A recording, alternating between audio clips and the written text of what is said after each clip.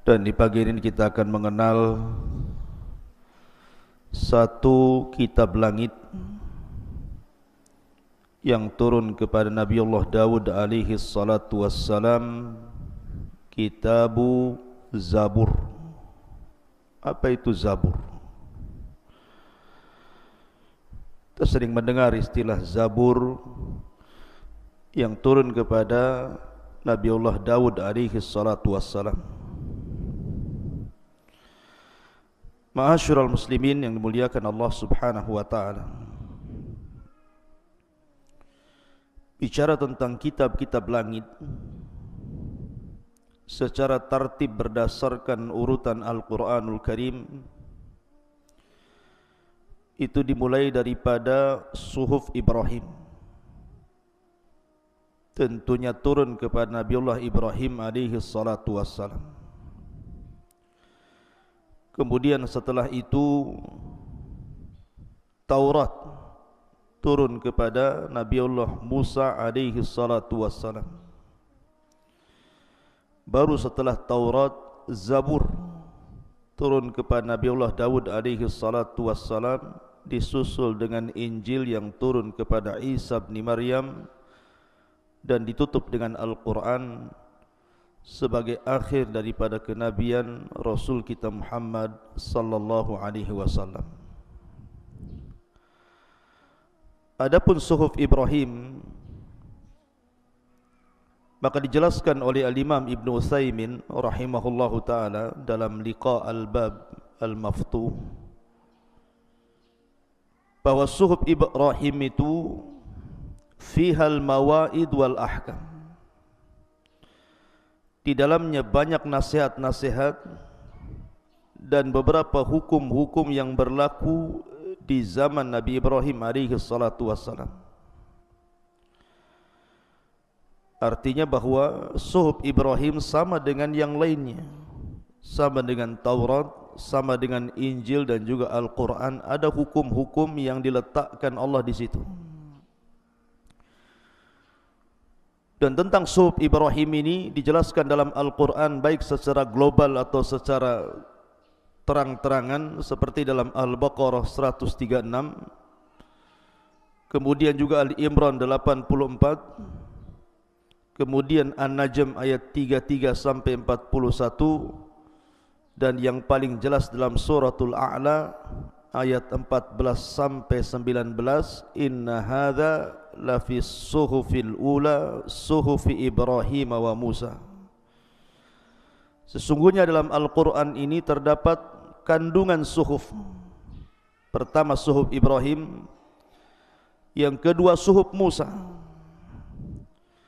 Ada yang mengatakan suhuf Musa di sini artinya Taurat, tapi juga ada yang mengatakan suhuf Musa ya suhuf Musa, artinya Musa diberikan dua kitab.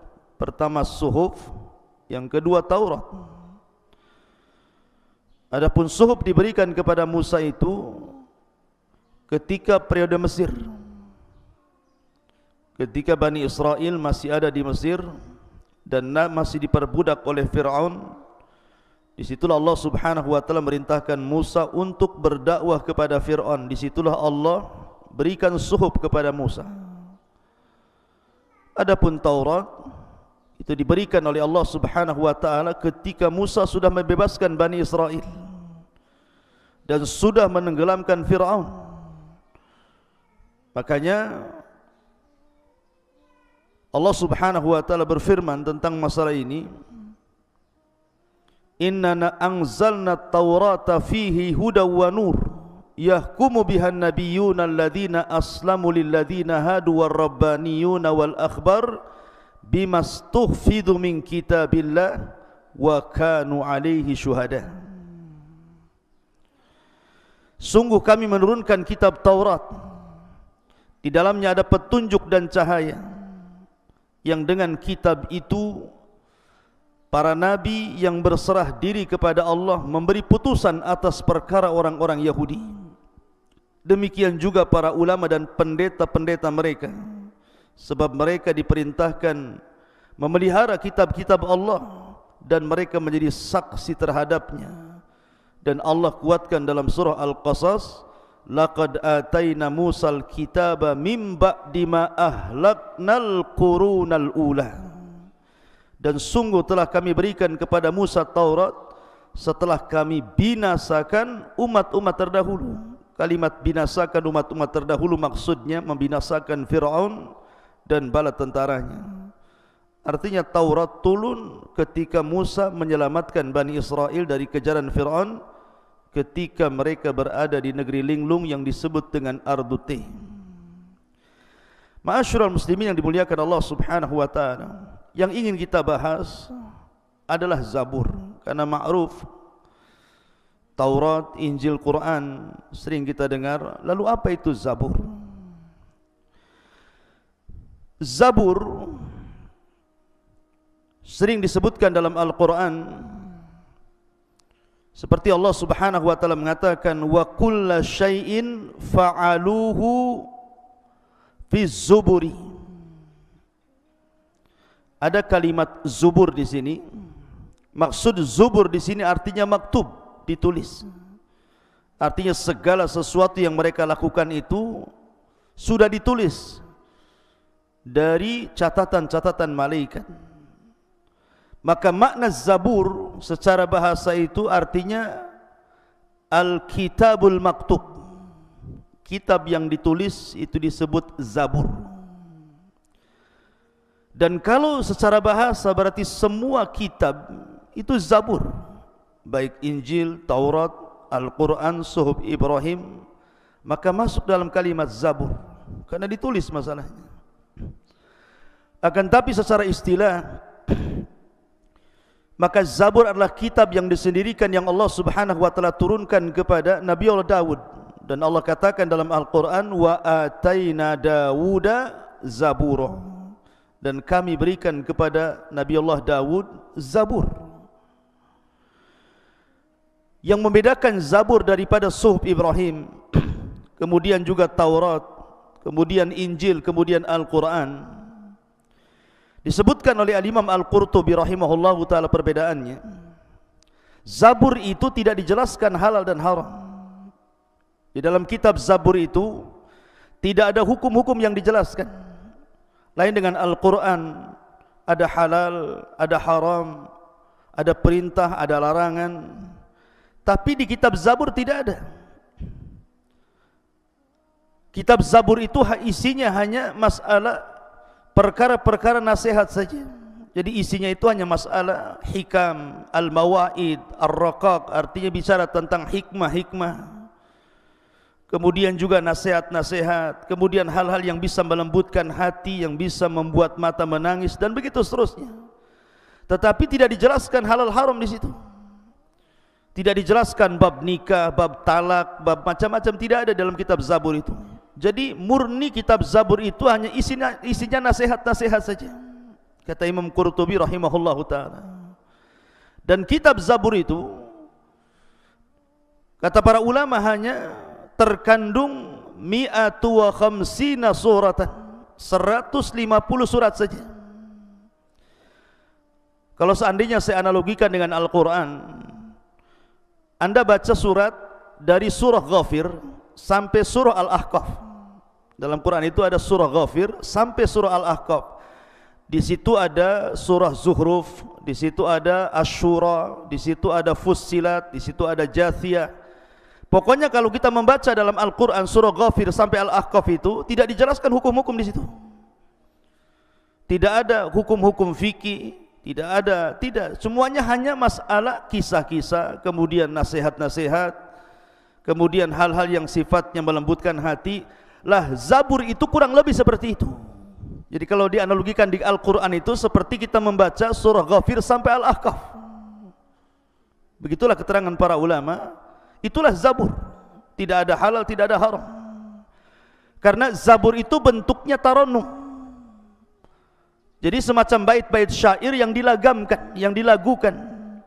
Makanya Nabi Allah Daud alaihi salatu wassalam setiap pagi dan petang selalu melanggamkan kitab Zabur ini. Dan Daud itu memiliki sab'ina sautan, 70 suara. Jadi suara satu dengan suara berikutnya akan jauh lebih indah.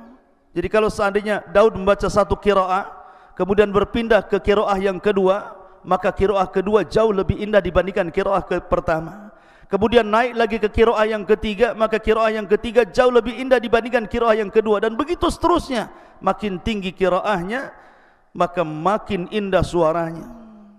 Wajar kalau seandainya Allah Subhanahu wa taala gambarkan bagaimana binatang-binatang, bahkan gunung sekaligus ikut taranum bersama Daud. Dijelaskan oleh Imam Al-Qurtubi rahimahullah ta'ala juga ketika beliau menjelaskan surah As-Saba ayat 10, walaqad atayna Dawuda minna fadla ya jibalu awwi bima'ahu wat-tayr wa alanna lahul hadid. Dan sungguh kami berikan kepada Daud keistimewaan. Kemudian Allah mengatakan kepada gunung, ya jibal, wahai gunung-gunung, awwibi, bertasbihlah bersama Daud, wat-tayrah, dan juga burung-burung bertasbihlah bersamanya. Kata Imam Al-Qurtubi rahimahullahu ta'ala, dan ini juga senada dengan apa yang disebutkan Al-Hafidh Ibnu Hajar rahimahullahu ta'ala. Jadi ketika Nabi Daud membacakan Zabur itu, maka burung-burung datang dari mana-mana.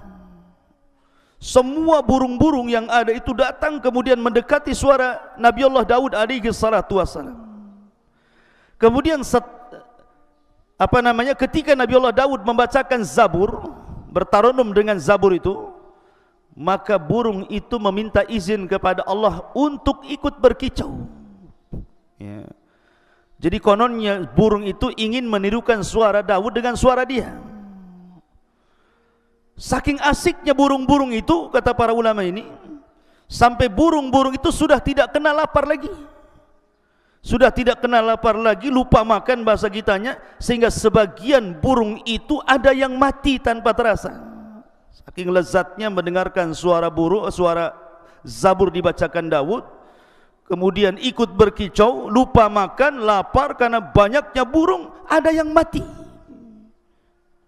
Saking khusyuknya gitu ya. Kalau kita burungnya yang pergi. Ma'asyiral muslimin yang dimuliakan Allah Azza wa Jalla. Lah ketika burung-burung itu kemudian mendengar suara Nabi Allah Daud bertaranum Zabur, lah gunung-gunung ini cemburu. Kemudian gunung-gunung minta izin kepada Allah Azza wa Jalla, ya Rabb, kalau seandainya burung-burung itu ikut berkicau melanggamkan lagamnya Zaburnya Daud, maka kami juga ingin juga seperti burung-burung itu. Akhirnya Allah Subhanahu wa taala berfirman, ya jibalu awwi bima'ah, kalau engkau ingin taranum bersama burung-burung kepada Zaburnya Daud, silakan bertasbihlah untukku dan bertaranumlah dengan Zaburnya Daud. Suara burung beda dengan suara gunung. Ketika gunung bersuara, ya tahulah seperti apa gunung bersuara, ya dagdug enggak karuan kan itu. Tetapi itulah suara gunung. Ingin ikut juga bertasbih, membacakan Zabur. Apa yang terjadi? Ketika suara burung sudah berkicau, kemudian juga ditambah-tambah suara gunung, akhirnya kemudian macam suara ribut jadinya. Suara Daud makin mengecil sementara suara burung makin mengeras, apalagi ditambah suara gunung yang dagdug enggak karuan itu. Makin Nabi Daud alaihi salatu wassalam makin kecil suaranya, makin bising bahasa kitanya. Mengadulah Daud alaihi salatu wassalam kepada Allah Subhanahu wa taala dan mengatakan, ya Rabb, kalau seandainya burung-burung itu semuanya berkicau menirukan laguku, kemudian gunung-gunung juga ikut berkicau mengikuti laguku, bagaimana mungkin kau akan mendengar suaraku? Bagaimana mungkin kau akan mendengar suara Zaburku? Akhirnya kemudian Allah Subhanahu wa taala memerintahkan malaikat Jibril, kemudian membawa Nabi Daud alaihi salatu wassalam ke sebuah sumur yang sangat dalam sekali. Dimasukkan ke dalam sumur itu. Lah sumur ini tembus sampai ke dasar bumi. Setelah sampai di dasar bumi itulah, Akhirnya kemudian malaikat Jibril mengambil satu batu. Kemudian batu itu dibelah, rupanya ada ulatnya. Dan ulat itu sedang bertasbih kepada Allah Subhanahu wa taala. Kemudian diperdengarkan oleh Nabi Allah Daud, seolah-olah Jibril mengatakan, dekatkan telingamu kepada ulat ini. Akhirnya Daud pun mendengarkan telinganya ke dalam ulat itu. Tiba-tiba ulat itu terdengar bertasbih. Malaikat Jibril mengatakan, ya Daud, kalau ulat saja di dasar bumi, di dalam kedalaman berapa dari bumi ini, bertasbih dan Allah mendengarnya, apalagi engkau membaca Zabur di atas bumi. Walaupun suara burung itu ikut berkicau, suara gunung itu juga ikut berkicau mengikuti lagammu Zabur, tetap Allah mendengar suaramu. Maka dari situ Daud sudah tidak mengkritik lagi soal suara burung dan suara gunung, dan dia tetap melanggamkan Zabur sampai Allah Subhanahu wa taala wafatkan. Dan Nabi SAW suatu malam pernah keluar. Kebiasaan para sahabat itu selalu membacakan Al-Quran di rumah-rumah mereka, sehingga suasana malam itu seperti suasana kita mendengar tawon. Banyak suara-suara Al-Quran keluar dari rumah-rumah kaum muslimin. Begitulah budayanya para sahabat. Jadi suatu malam Nabi SAW keluar ke ganggang kota Madinah. Tiba-tiba dia mendengar ada suara yang sangat indah dari sekian banyak rumah, dari rumah-rumah kota Madinah itu. Akhirnya Nabi SAW mendekati rumah itu. Rupanya rumah itu adalah rumahnya Abu Musa al-Ash'ari radhiyallahu anhu. Didengarkan suara Abu Musa al-Ash'ari oleh Rasul SAW sampai Rasul berdiri samping rumahnya. Tidak sadar saking indahnya suara Abi Musa, Nabi sampai berdiri mendekati waktu subuh. Kemudian selepas mendekati waktu subuh, Rasul bergegas kemudian sholat subuh.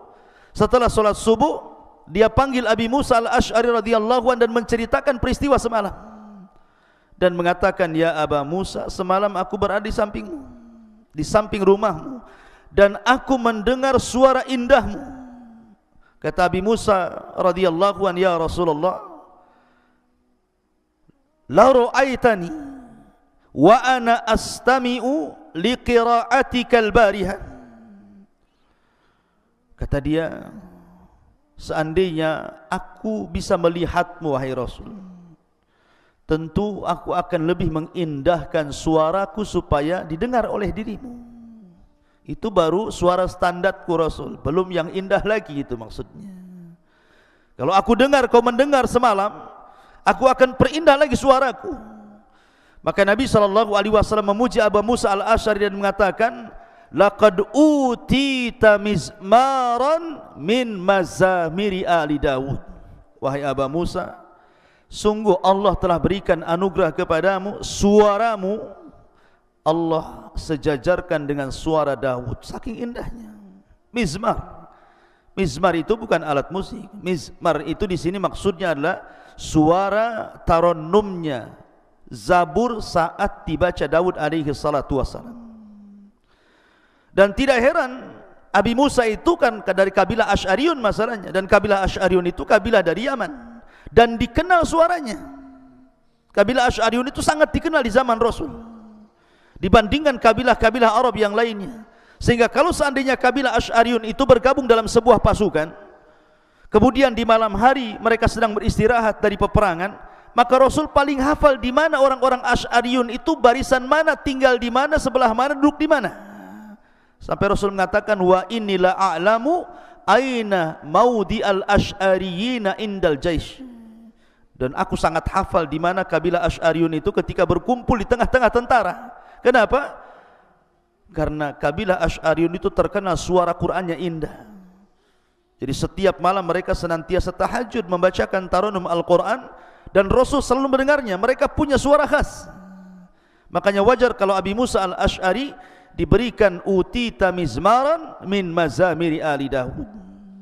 Jadi Zabur adalah sebuah kitab tarannum, tidak ada hukum, tidak dijelaskan halal haram, dia hanya nasihat-nasihat, kemudian juga hanya perkara-perkara yang bisa melembutkan hati, hanya semacam syair, dan hanya 150 surat dalam Zabur, dan diberikan kepada Nabi Allah Daud alaihi salatu wassalam. Lalu kalau begitu Daud berhukum dengan hukum apa?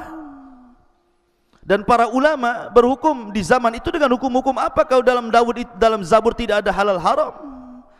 Maka tentunya kata para ulama berhukum dengan kitab Taurat sebelumnya. Karena Allah Subhanahu wa taala yang berfirman tentang masalah ini, Allah Subhanahu wa taala mengatakan di dalam Al-Qur'anul Karim tentang keutamaan Taurat, "Inna anzalna at-Taurata fiha hudaw wa nurun yahkumu biha an-nabiyyuna alladzina aslamu lilladzina hadu war-rabbaniyuna wal akhbar bimastufidu min kitabillahi wa kanu alaihi syuhada." Dan sungguh kami menurunkan Taurat, di dalamnya ada petunjuk dan cahaya, yang dengan kitab itu para nabi berserah diri kepada Allah. Para nabi, maksudnya nabi setelah Nabi Musa alaihi salatu wassalam, memberikan putusan atas perkara orang-orang Yahudi. Demikian juga para ulama dan pendeta-pendeta mereka, sebab mereka diperintahkan memelihara kitab-kitab Allah dan mereka menjadi saksi terhadapnya. Ini diantara keterangan tentang masalah Zabur, Allahu a'lam. Tapi yang jelas bahwa kitab Zabur diturunkan kepada Nabi Daud untuk dijadikan langgam yang dibacakan kepada Bani Israel. Isinya nasihat-nasihat, kemudian juga beberapa hal-hal yang sifatnya kebijaksanaan dan melembutkan hati. Dan dengan itulah Nabi Allah Daud alaihi salatu wassalam memberikan nasihat kepada Bani Israel. Subhanakallah bihamdika asyhadu an la ilaha illa anta astaghfiruka wa atubu ilaik. Allah ta'ala. Assalamualaikum warahmatullahi wabarakatuh.